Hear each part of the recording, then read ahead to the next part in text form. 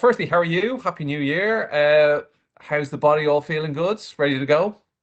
Feeling good, yeah. It's a tough game last week for us over in France, but yeah, great to come through it. Body came through all good. And most of I think everyone did as well, which is positive. But yeah, one more now in the Champions Cup, one more this week against Bath, and then into the Six Nations. Yeah, so it's exciting times for us.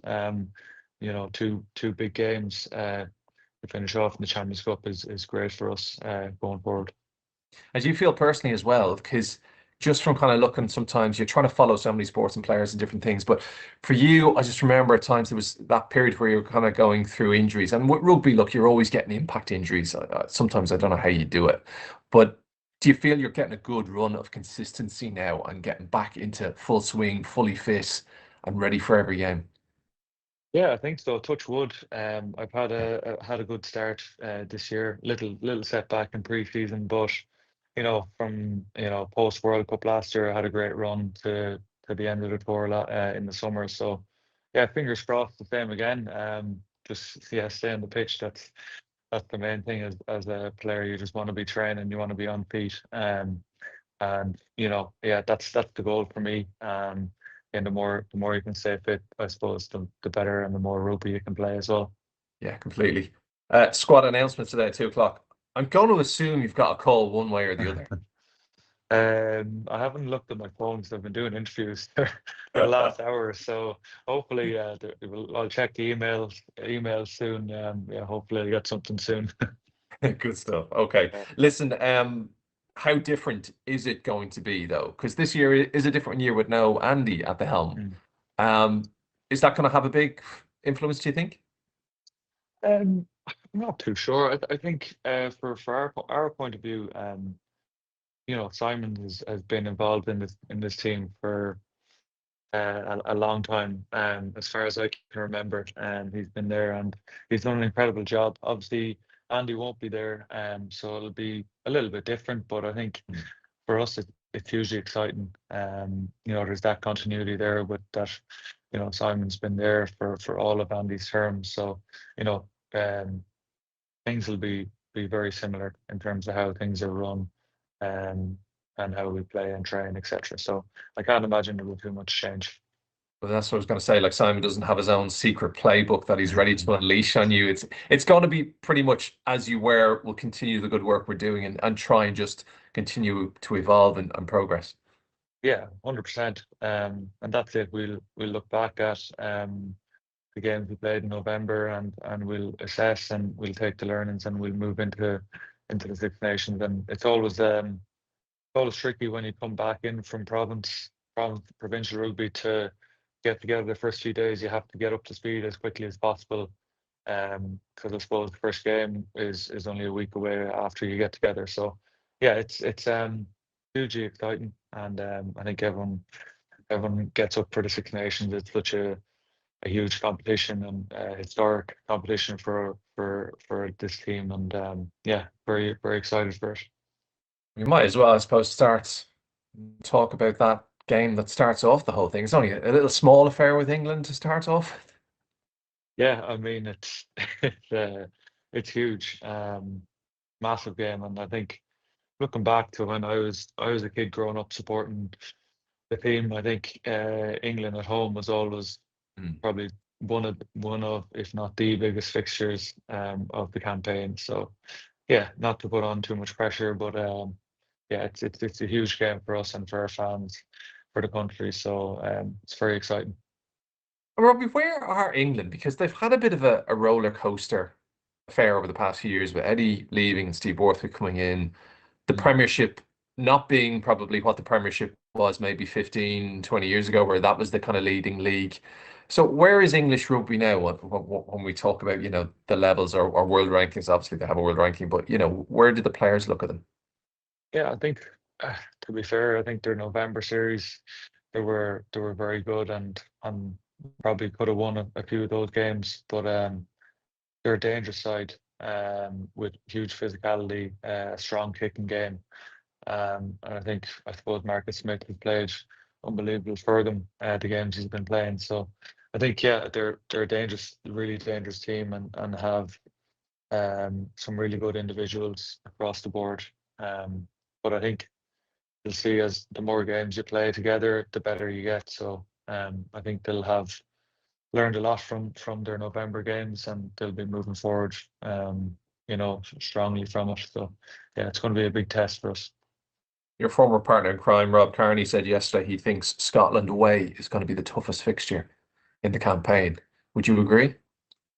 Um, Hard to know I think every game in the Six Nations I mentioned earlier is I think the teams are getting better and better every campaign, and I think there's no easy game. It depends what team you come up against, I suppose, on the day. And we've had great success playing in Edinburgh, over the past few years, but it's always a very tough game, 100%. And as is going to France and winning in France, that's up there as well. So, but yeah, there's no easy game. Sure isn't. Listen, you mentioned history about the Six Nations, and something that kind of just caught my eye, and I had a quick look at. So don't come back to me on this, but there's not very many teams who've done three in a row at all. I don't think there's been any in the Six Nations era. Mm. So is that, I suppose, another motivating factor to go into that, knowing that's another little piece of history that this team can create?